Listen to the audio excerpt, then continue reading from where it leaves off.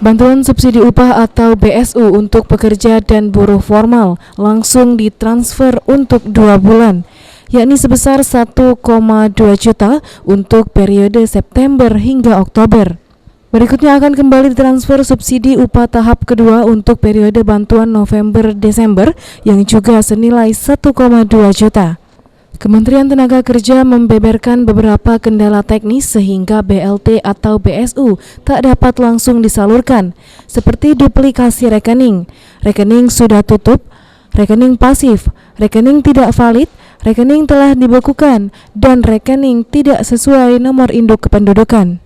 Pencairan BSU tahap 2 diperkirakan berlangsung pekan ini karena Kementerian Ketenagakerjaan sudah menerima kiriman data rekening calon penerima dari BP Jam Sostek pada pekan lalu.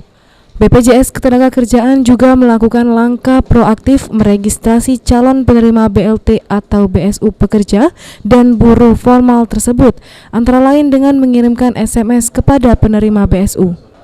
Aprianto, PAL TV.